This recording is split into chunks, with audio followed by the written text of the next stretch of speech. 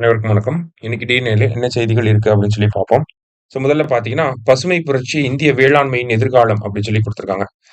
என்ன ஒரு நிகழ்வு அப்படின்னு சொல்லி பார்த்தீங்கன்னா, 7 ஆகஸ்ட் 7 ஆகஸ்ட் 7 ஆகஸ்ட் 1925ல எம்.எஸ். சுவாமிநாதன் அவர்கள் பிறந்திருப்பார். அவருடைய பிறந்த தினம் அந்த நூற்றாண்டு நினைவு கொண்டாடக்கூடிய வகையில, பசுமை புரட்சி இந்திய வேளாண்மையின் எதிர்காலம் அப்படிங்கிற தலைப்புல ஒரு கருத்தரங்கம் நடைபெற்று இருந்துச்சு. அதுல நம்ம பிரதமர் மோடி கலந்துகிட்டு இருந்திருப்பார். சரிங்களா? கலந்துகிட்டு என்ன பேசியிருப்பார் அப்படின்னு சொல்லி பார்த்தீங்கன்னா, பசுமை புரட்சிய அதிகப்படுத்தணும். எவர்கிரீன் ரெவல்யூஷன கொண்டு வரணும் அப்படிங்கிறத பத்தி பேசியிருப்பாங்க. அதே மாரி இந்தியா போடக்கூடிய வர்த்தக ஒப்பந்தங்கள்ல எப்பயுமே விவசாயம் மற்றும் கால்நடைய நாங்க சேர்க்கவே மாட்டோம் அப்படிங்கிறத சொல்லியிருக்காங்க. அதுதான் இந்தியாவுடைய கொள்கையாகவுமே இருந்துகிட்டே வருது. அதே மாதிரி இந்த மாநாட்டினுடைய கருப்பொருள் என்னவாக இருந்துச்சு அப்படின்னு பார்த்தீங்கன்னா, பசுமை புரட்சி உயிரி மகிழ்ச்சிக்கான பாதை அப்படின்னு சொல்லி குடுத்திருந்தாங்க. இதனுடைய நோக்கம் என்ன அப்படின்னு சொல்லி பார்த்தீங்கன்னா, பெண்களோட பங்களிப்ப அதிகரிக்கணும். எதுல அப்படின்னு சொல்லி பார்த்தீங்கன்னா, இந்தியாவோட வேளாண்மை துறையில. பொதுவா பார்த்தீங்கன்னா, இப்ப அதற்கான திட்டங்கள் நெறையாவே இருக்கு. இப்ப நமோ ட்ரோன் தீதி அப்படிங்கிற திட்டம் இருக்கு. இந்த திட்டத்துக்கு கீழ பார்த்தீங்கன்னா, பெண்களுக்கு ட்ரோன் பயிற்சிகள வழங்கி, அந்த ட்ரோன் பயிற்சிகள் பெற்ற பெண்கள் விவசாயத்துல இந்த அந்த பெஸ்டிசைட ஸ்ப்ரே பண்றது, இந்த மாரியான ஆக்டிவிட்டீஸ்ல எல்லாம் ஈடுபட வைக்கிறாங்க. சரியா? அப்ப இந்த கருத்தரங்கத்தோடைய முக்கிய பங்கு அப்படின்னு சொல்லி பார்த்தீங்கன்னா, பல்லுயிர் பாதுகாப்ப பத்தின கருத்தரங்கங்கள், காலநிலை எதிர்ப்பு விவசாயம், அந்த கிளைமேட் ஸ்மார்ட் அக்ரிகல்ச்சர், மெக்கனைசேஷன் எப்படி இம்ப்ரூவ் பண்றது, இளைஞர்கள் மற்றும் பெண்களுடைய பங்களிப்பை எப்படி அதிகப்படுத்துறது, இந்த மாரியான விஷயங்கள பத்தி டிஸ்கஸ் பண்ணியிருக்காங்க. எம்.எஸ். சுவாமிநாதன் அவர்கள பத்தி பார்த்தோம் அப்படின்னா, இவருடைய கான்ட்ரிபியூஷன் 3 முக்கியமான கான்ட்ரிபியூஷன் இருக்கு. 1 பசுமை புரட்சி அப்படிங்கிறது இந்தியாவுக்குள்ள அறிமுகப்படுத்தினது. அடுத்தது சதுப்பு நில காடுகள் அல்லது பசுமை மாறா காடுகள் அப்படின்னு சொல்லக்கூடிய மேங்க்ரோவ்ஸ் அதனுடைய இம்பார்ட்டன்ஸ உலகத்துக்கு எடுத்து காட்டுனது. அதற்காக அந்த அந்த மேங்க்ரோவ்ஸோட கன்சர்வேஷனுக்காக கைட்லைன்ஸ வெளியிட்டிருப்பார் 1992ஆம் ஆண்டு. சார்ட்டர் ஆன் மேங்க்ரோவ்ஸ் அப்படின்னு சொல்லி. அது மட்டும் இல்லாம நேஷனல் ஃபார்மர் கமிஷன் அப்படிங்கிறவருடைய சேர்பர்சனாவும் இருந்திருப்பாரு. விவசாயிகள் ஏன் தற்கொலை பண்ணிக்கிறாங்க? குறைந்தபட்ச ஆதரவு விலை என்னவாக இருக்கணும்? இந்த மாதிரியான விஷயங்கள பத்திய ஒரு கான்ட்ரிபியூஷன எம்.எஸ். சுவாமிநாதன் அவர்கள் பண்ணியிருக்கிறார். சரிங்களா? அடுத்ததா பார்த்தீங்க அப்படின்னா, முதலமைச்சரின் தாயுமானவர் திட்டம் அப்படின்னு சொல்லி குடுத்திருக்காங்க.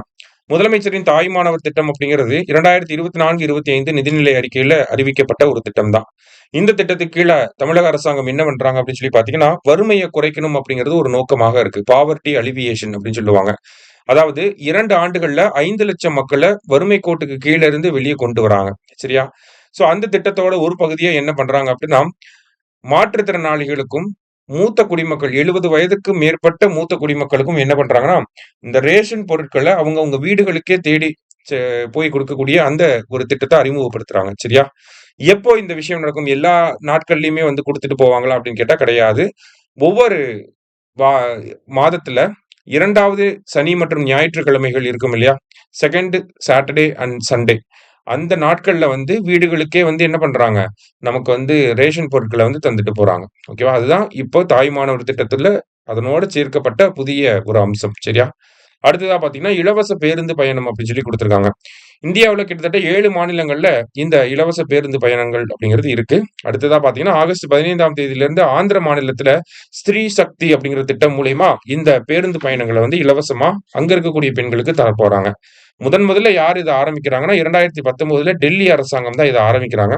அதன் பிறகு பார்த்தீங்கன்னா, நமக்கு புதுக்கோட்டை மாவட்டத்தினுடைய ஆட்சியர் ஷீலா ராணி என்ன பண்றாங்கன்னா, மிதிவண்டிகள பெண்களுக்கு தர ஆரம்பிச்சாங்க. அதன் பிறகு தமிழ்நாட்டுல என்ன ஆகுது அப்படின்னு சொல்லி பார்த்தீங்கன்னா, 2021ல இந்த திட்டம் விடியல் பயணம் அப்படிங்கிற திட்டமாக நடைமுறைக்கு வருது. 30 கிலோமீட்டர் சுற்றளவுல இருக்கக்கூடிய உள்ளூர் பேருந்துகள்ல பெண்களுக்கு இலவசமான பயணம். அந்த இலவச பயணம் அப்படிங்கிறது பெண்களுக்கு மட்டும் இல்லாம மாற்றுத்திறனாளிகளுக்கும் இருக்கு. அதே மாரி 3ஆம் பாலினத்தவருக்கும் இருக்கு. சரிங்களா? இந்த திட்டத்தினுடைய ஒரு தாக்கம் என்னவாக இருக்கு அப்படின்னு சொல்லி பார்த்தீங்கன்னா, நம்மளுடைய மாநில திட்டக்குழு அதனுடைய அறிக்கையை வெளியிட்டிருந்தாங்க. அந்த அறிக்கையில விடியல் பயணம் திட்டத்தின் மூலியமா ஒரு பெண் மாதத்துக்கு ரூ. 888 சேமிக்க முடியும் அப்படிங்கிறத சொல்லியிருந்தாங்க. ஆனா, சமீபத்தில வெளியான house hold consumption expenditure survey குடும்ப நுகர்வு செலவின ஆய்வு அதன் அடிப்படையில பார்க்கிறப்ப, இந்த சர்வே என்ன பண்ணுவாங்க அப்படின்னா, ஒரு குடும்பம் ஆவரேஜா மாசத்துக்கு எவ்வளவு செலவு பண்றாங்க? அது அர்பன்ல எவ்வளவு செலவு பண்றாங்க? ரூரல்ல எவ்வளவு செலவு பண்றாங்க? அப்படிங்கிற தரவுகள வெளியிடுவாங்க. அர்பன பொறுத்தவரைக்கும் பார்த்தீங்கன்னா, ரூ. 6,996 கிராமப்புறங்கள்ல ரூ. 4,122 செலவு பண்றாங்க. அதுல இந்த நான் ஃபுட் எக்ஸ்பெண்டிச்சர் அப்படிங்கிறது அதிகமா இருக்கு. அதாவது உணவு சார்ந்த செலவுகள தாண்டி நான் ஃபுட் எக்ஸ்பெண்டிச்சர் அப்படிங்கிறது அதிகமா இருக்கு. அந்த நான் ஃபுட் எக்ஸ்பெண்டிச்சர்ல எது அதிகமா இருக்கு அப்படின்னு பார்த்தீங்கன்னா, டிராவல் அப்படிங்கிற இந்த விஷயம் தான்.